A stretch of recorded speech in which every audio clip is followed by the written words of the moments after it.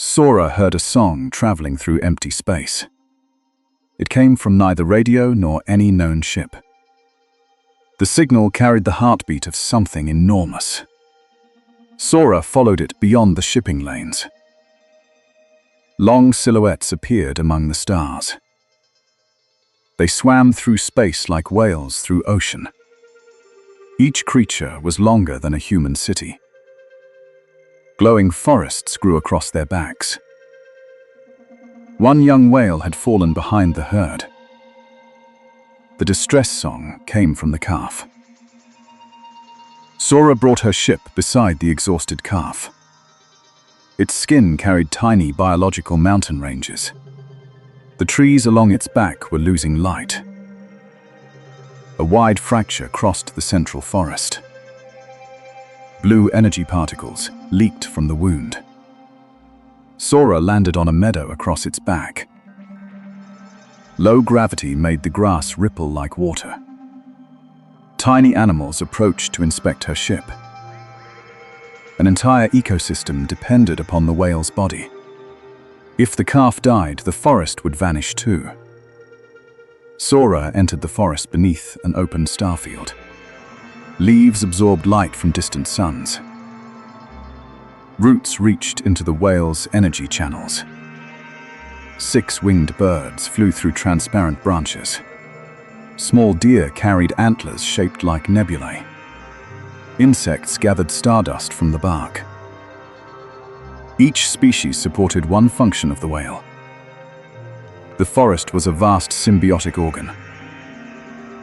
Darkened trees near the fracture were dying quickly. Something had severed the energy flow. Sora met forest keepers no taller than her hand. They had 4 wings and glowing green skin. The Silfari had lived on star whales for generations. They communicated through tiny bells along their wings. The Silfari called the calf Luma. Luma was injured while crossing a dark dust cloud. The herd had to continue its century-long migration. Stopping would make them miss the light gate. The gate opened only once every 100 years. Luma had only hours to catch the herd. The Silfari guided Sora beneath the whale's skin. Glowing tunnels contracted like blood vessels. Energy particles drifted like schools of tiny fish. Several tunnels were covered in black webbing. Hexagonal eggs rested inside the web. Scans identified them as extragalactic organisms. The parasites drained energy to build their nest. They had spread close to Luma's heart. Destroying the nest too quickly could shock the whale. Sora needed to lure them outside. Sora learned the parasites were attracted to stardust. Forest insects had stored stardust for years. The Silfari gathered the dust into large sails. Sora attached the sails behind her ship. She flew beside the wound, making a bright trail. The parasites crawled out from the energy channels. They had black bodies with hundreds of thin legs. The swarm rushed after the stardust behind her ship. Sora led them beyond Luma's atmosphere. But the Queen remained buried inside. The Queen tightened around the heart like metal. Every beat of Luma's heart grew weaker. Sora entered the heart chamber in an energy suit. The Silfari projected light through healing crystals. The Queen opened wings like a black flower. It released pulses that scrambled Sora's memory. She forgot the route and why she was there. Luma's song echoed through the chamber walls. The melody helped Sora remember her purpose. She synchronized her transmitter with the whale's heartbeat. The new pulse forced the Queen to let go. The Silfari pulled it away with luminous cords. Sora opened an exit toward space. The Queen was pulled outside with the black webbing. The swarm immediately gathered around its queen. Instead of destroying them, Sorcerer released an energy cocoon. The cocoon held enough stardust to draw them away. The swarm returned to the distant dark cloud. Energy began flowing through Luma again. But the herd was already nearing the gate. Sora used her ship to help Luma accelerate. The Sylphari opened every light sail across the forest. Trees bent backward like the wings of a ship. Luma began swimming faster through the stars. Adult leviathans returned and broadcast guiding songs. Space ahead opened into a vast ring of light. The gate began closing before Luma arrived. Sora pushed her engines beyond safe limits. Luma matched its song with the entire herd. Both crossed the gate in the final moment. Beyond the gate lay a space filled with seeds. Millions of luminous seeds drifted around the herd. The adult whales opened the forests along their backs. The trees launched seeds toward young planets. Luma released its first seeds as well. One seed landed upon a barren nearby moon. It became a small tree within seconds. Sora understood the whales were planting life across space. Every migration created new ecosystems. Luma had arrived in time to continue the cycle. The Sylphari celebrated within the restored forest. Nebula-antlered deer ran across the meadow. 6 winged birds carried ribbons of light overhead. Luma sang more powerfully than before. The herd answered with a colossal harmony. Sora recorded it, but her device held too little. Part of the song became images inside her mind. She saw planets the whales had seeded before. One of them was ancient Earth. Life at home might have begun with this migration. Sora departed as the herd continued onward. The Sylphari gave her a star-shaped seed. It would grow only on a lifeless world. Sora sealed it inside a protected chamber. From afar, the whales resembled a moving constellation. Luma's song still echoed through her ship. Her computer detected another distant distress call. It came from a completely barren planet. The seed inside her chamber began to glow. The next planting might belong to Sora herself. Mara received a melody from an uncharted ocean. The signal repeated whenever she remembered Earth. Its source waited on the ocean world Thalassa 9. No satellite had ever found land there. The planet glowed like one enormous watching eye. Mara changed course and entered the forbidden sector. Her computer warned that the water was transmitting patterns. The patterns resembled the rhythms of a living brain. A world without continents appeared to be thinking. And it was calling Mara by name. Her ship pierced clouds the color of pearl. Below stretched an endless violet-blue ocean. Enormous rings of light moved across the surface. Each ring pulsed with the mysterious signal. Mara landed upon a floating reef. The reef shifted itself to support her ship. Coral branches opened like patient fingers. The air was breathable, but filled with glowing spores. The spores spiraled around her helmet. They seemed to be testing her memories. The first creature appeared beneath the transparent water. It carried 8 thin fins and a glass-like body. Inside it moved a school of living lights. The creature changed color when Mara raised her hand. A larger school surfaced and formed symbols.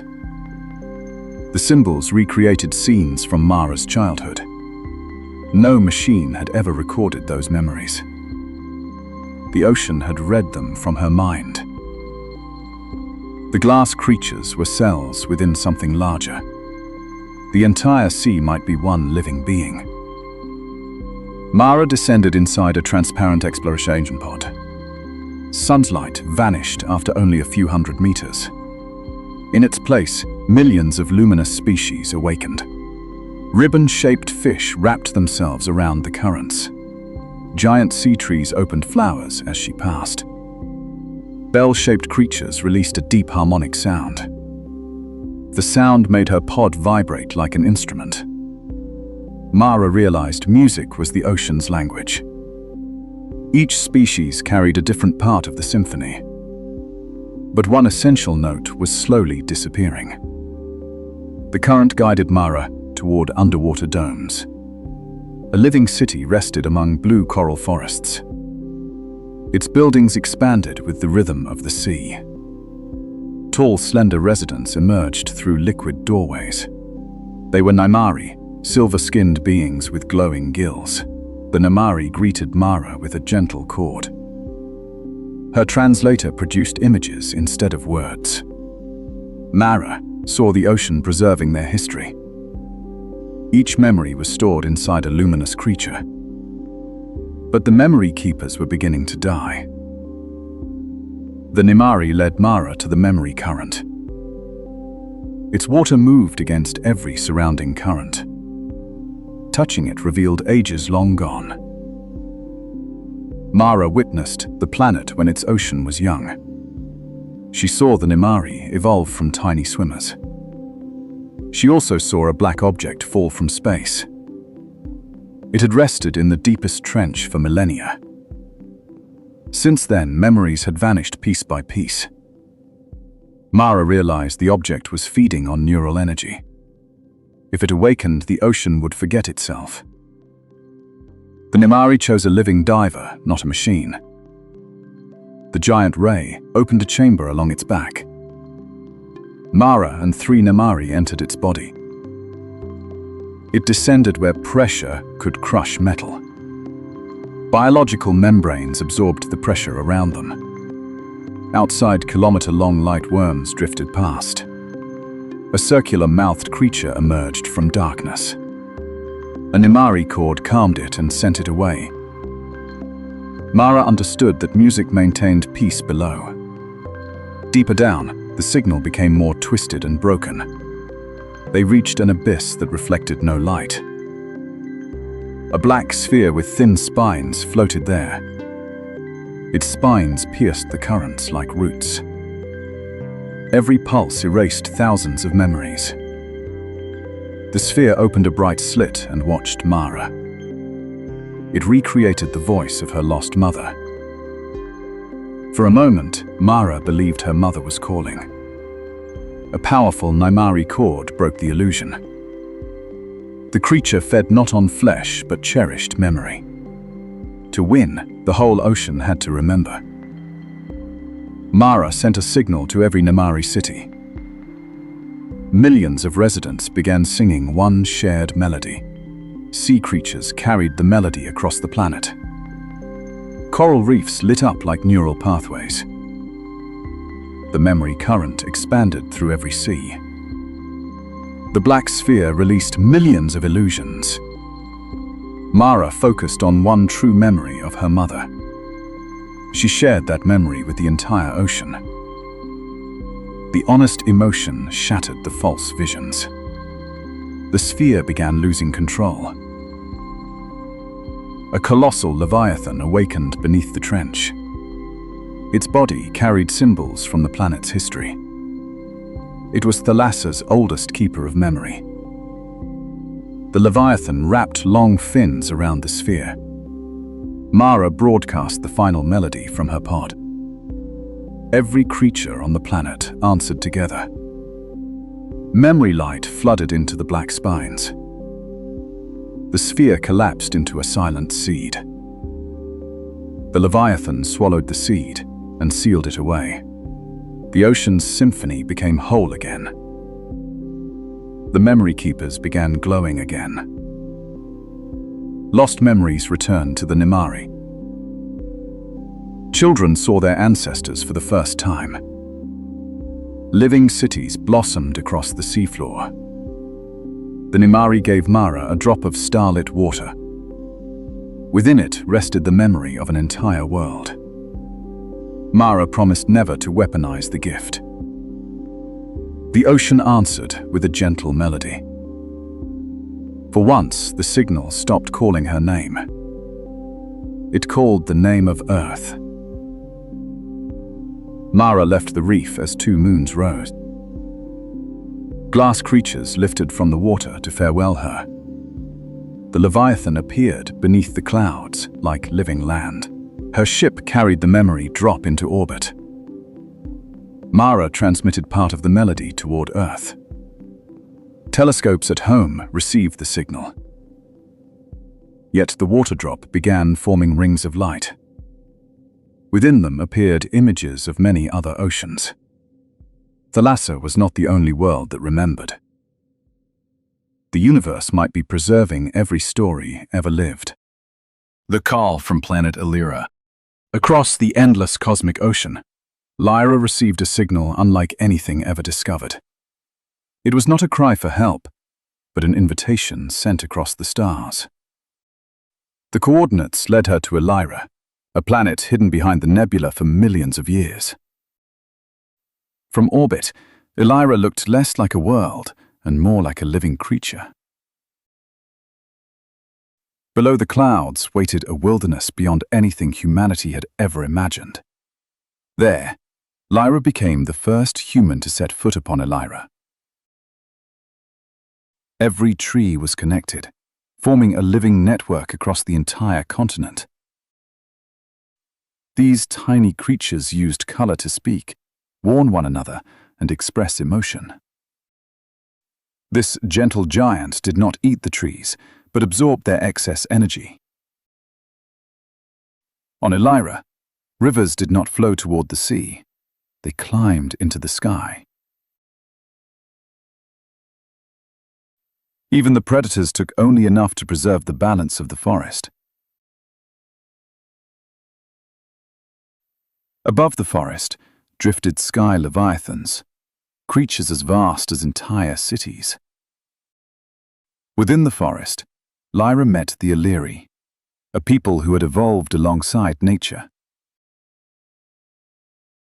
They spoke without words, sharing thoughts through light and living memories. The Illyri city was not constructed. It had been grown over thousands of years. Across the planet, the Drokan endured within the unforgiving crystal deserts. They transformed underground heat and pressure into power for their entire civilization. High above lived the Oralis, a people who had never touched the ground. At Illyra's center stood the heart tree, connecting every living creature on the planet. A parasite carried by an ancient meteor was draining the heart tree's energy. If the heart tree died, Illyra's entire web of life would disappear with it. Forest, desert, and sky weakened together, bringing 3 civilizations toward extinction. Lyra realized that no single race could save Illyra alone.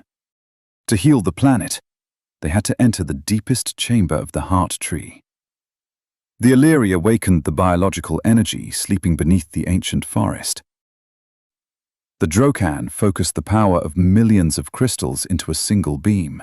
The Oralis transformed the atmosphere into a vast network of flowing energy. When the 3 powers united, the darkness faded, and Illyra's heart awakened again. Illyra was saved not by one hero, but by worlds that chose unity. Lyra returned with a message. Among the stars, we have never truly been alone. Elias found a moon casting shadows without any light. Its darkness moved against the direction of its star. Telescopes recorded human-like shapes inside the black regions. No one could explain why those shapes looked upward. Umbra reflected no light, which gave it its name. Elias was sent to trace the silhouette's source. As his ship approached, every shadow stopped at once. One enormous shadow turned toward his cockpit. It raised an arm as if greeting a visitor. Umbra seemed to have waited for humanity. Elias landed along the border between light and darkness. One side was a white desert beneath harsh starlight. The other was a black plain without visible depth. Elias's shadow stretched forward despite the light behind him. It moved half a beat behind his body. When Elias stopped, the shadow kept walking. It turned and signaled for him to follow. His instruments detected a temperature within the shadow.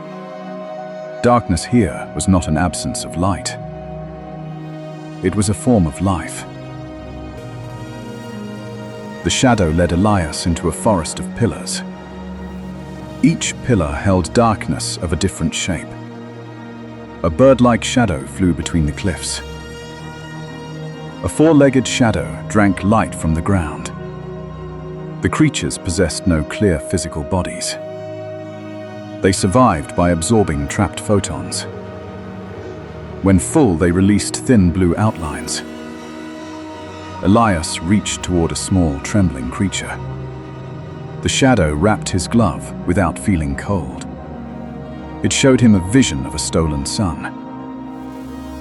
Deep inside grew trees that stored daylight.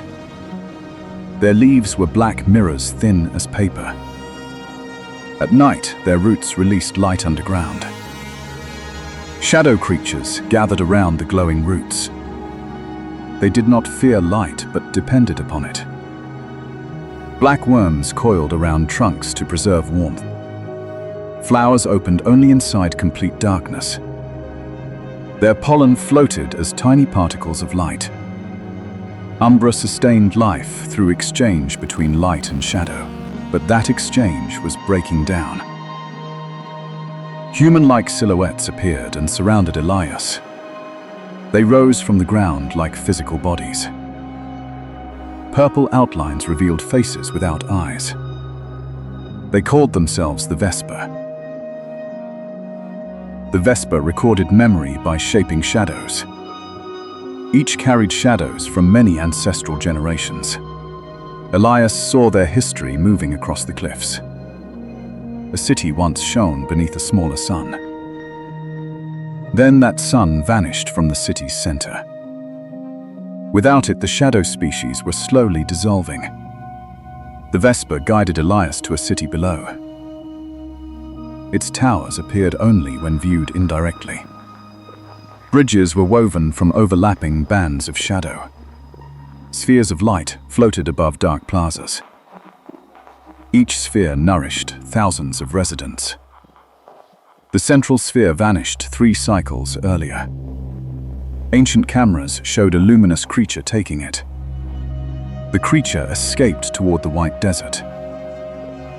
The Vesper could not survive long in intense light. Only Elias could pursue the thief. Elias crossed the bright side on a magnetic sled. The ground reflected starlight like thousands of mirrors. Crystal animals chased the sled's moving shadow. They had transparent bodies and luminous bones. Mirror-faced birds covered the sky. Reflections overwhelmed his navigation system. Elias used his own shadow as a compass.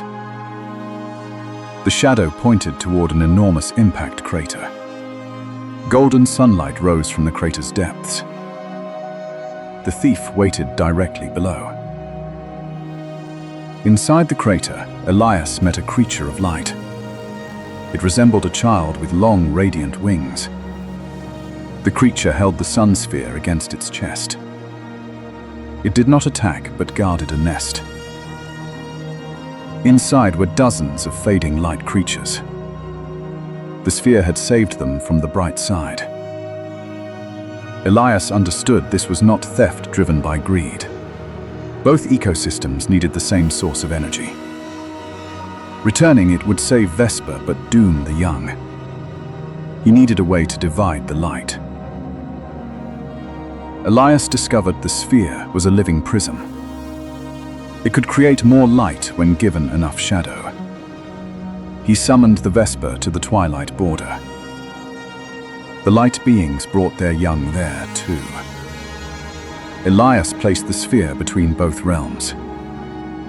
The Vesper poured ancestral shadows into the prism.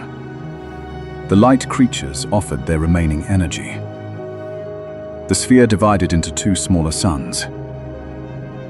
One returned home, while one stayed near the nest. For once, both species saw each other clearly.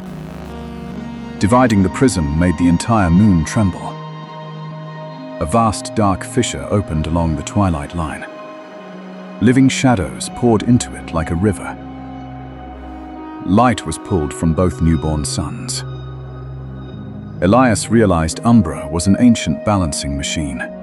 The prism had once stabilized the moon's gravitational core. To save Umbra, they had to reconnect both suns. The Vesper formed a shadow bridge across the fissure. The light beings became a radiant cable overhead. Elias stood between them and synchronized both energies. The twin suns pulsed in perfect rhythm. The shadow bridge became a ring around the moon. The fissure closed as light and shadow merged. Mirror forests regrew from the ground. Shadow creatures regained their luminous outlines. The young lights flew from their nest at last. The Vesper opened their city to the bright side. Both species began trading light and memory. Elias saw his own shadow standing beside him. It bowed before returning beneath his feet. Elias left Umbra as both small suns rose. A new ring of shadow glowed around the moon. Telescopes finally revealed the Vesper city, but Elias kept its exact coordinates secret. He sent home one sample of light and shadow. Inside the laboratory, the sample formed a small hand. It drew a circle of shadow across the table. The circle matched Umbra's new ring. Then another shadow appeared behind Elias. Perhaps part of Umbra had followed him home.